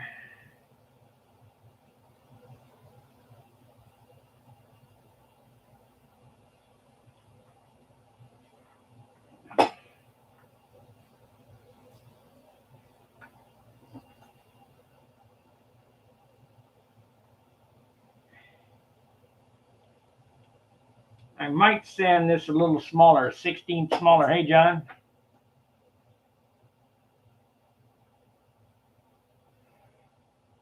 Great. Are you going to a speed contest tomorrow?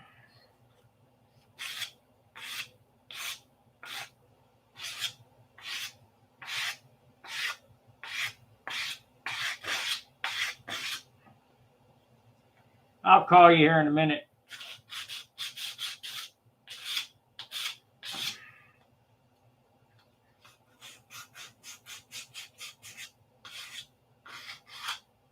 I do need to make a new flap because that other flap I got is bowed like a beg dog.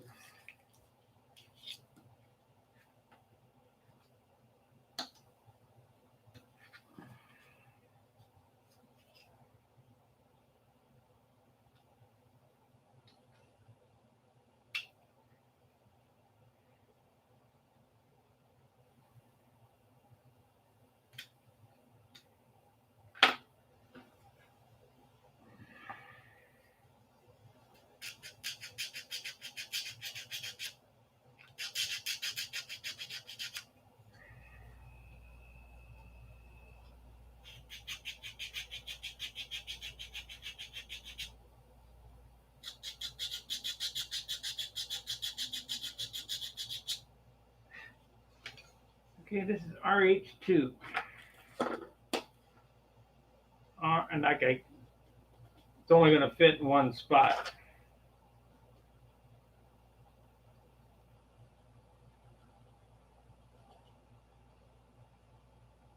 I don't know why that pen won't write there, but oh well.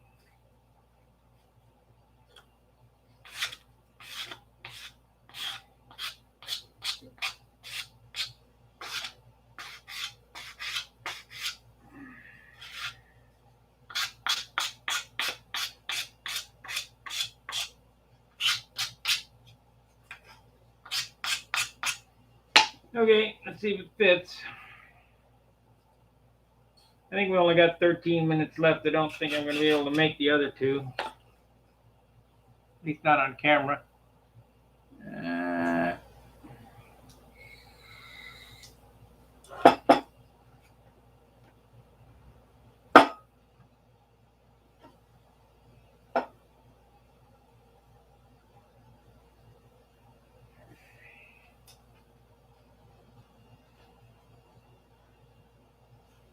What happened there?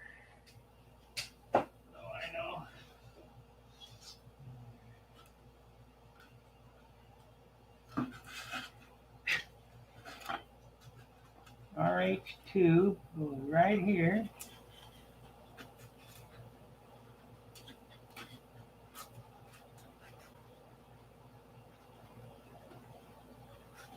It ain't deep enough. Sand it a little more.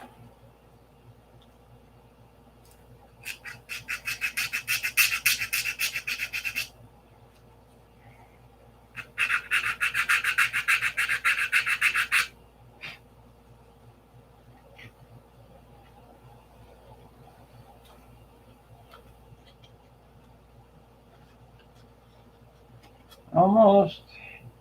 This side here, I guess. Yep.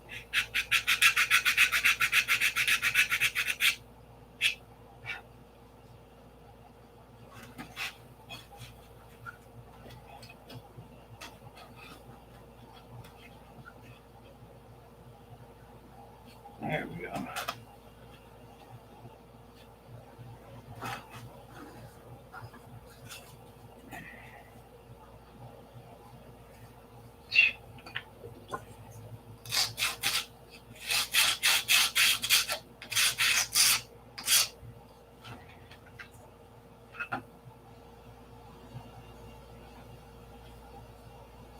Yeah, lighter flies better, you bet.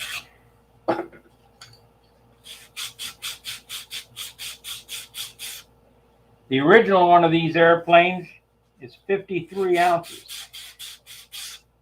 And I don't see how he did it,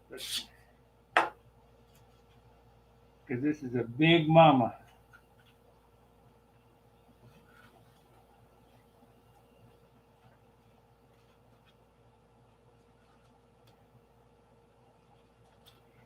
Anyway, that's how that goes.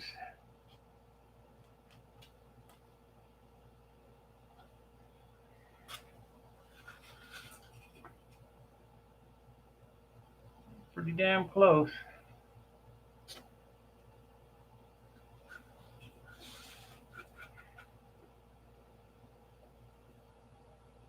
Pretty damn close. Let's see. I mount the bell crank here. Yeah, I should be all right. Of course, this is the outboard side, but I'm just trying to get an idea of where the lead outs are going to pass. They're going to pass right about in here. If I move the bell crank behind the spar,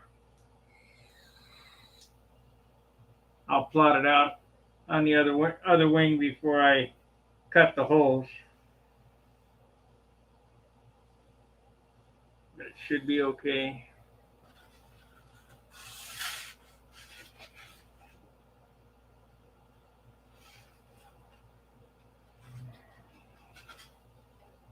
So this is R, that's 3. Let's do 4 and 5, I guess.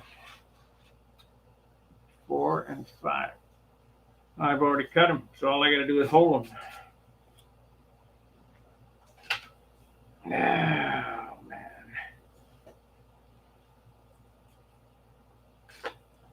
Not a big deal.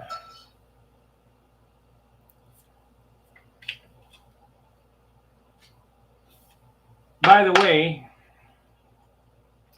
I don't know that I mentioned it in last night's video.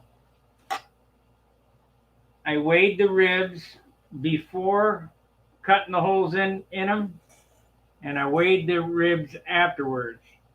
And the way that I calculate it, both sides cutting the holes out will be just over a 1/4 ounce. Is that worth it? I think so.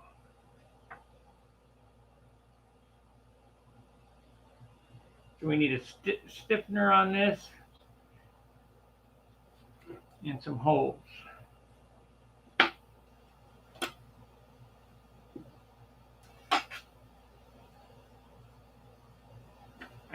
shoot.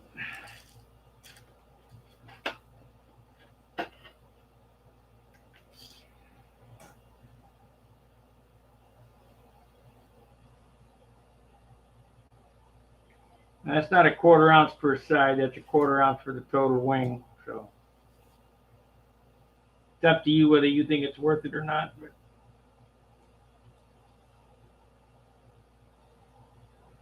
I think so.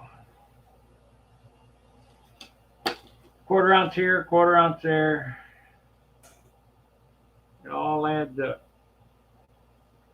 And then, of course, if you go on my paint diet, that'll save you about 3 ounces. Maybe 4. That kind of depends too, because I've seen paint jobs as much as 16 ounces.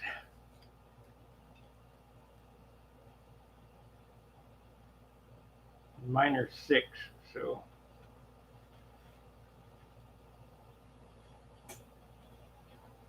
People say you can't put a 6-ounce finish on a big airplane. Well, I got a witness that I can.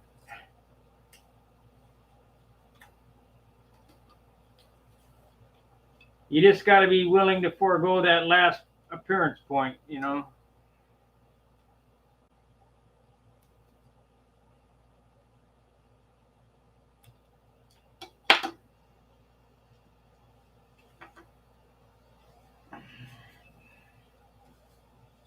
Goes up this way and goes on this side. Normally I always screw this up. I always get one that's on the wrong side, but so far I haven't done that, so I'm going to be careful.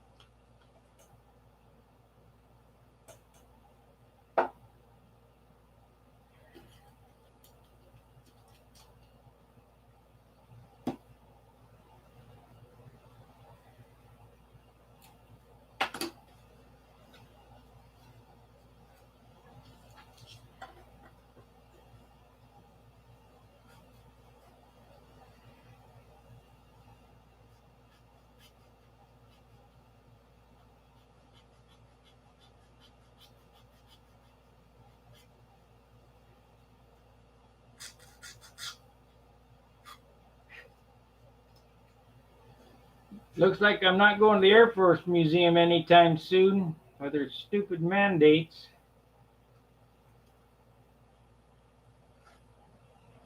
I don't need to see those airplanes. I've seen them in real life several times. Okay, we're 5 minutes away. We'll do a little wrap up what I got done tonight. I glued this side together. I showed that.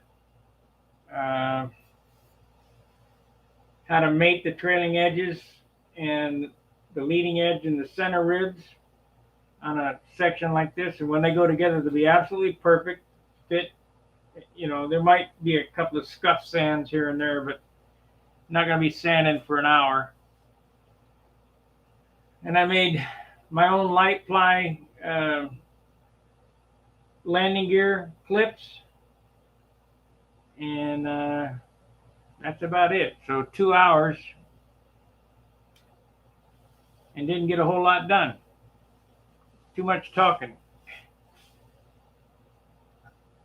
All right, so Charles will be on here shortly. I thank you for watching. Like, subscribe, and share. And hey, leave a comment in the comment section. That helps the metrics too. Any engagement that I get with these videos helps the channel grow. It gets it out in front of more people. Now I know that my site my channel runs ads, but if you catch it live, you shouldn't be getting any ads. You might get one when you start and one when it's over, but there won't be any breaks in between.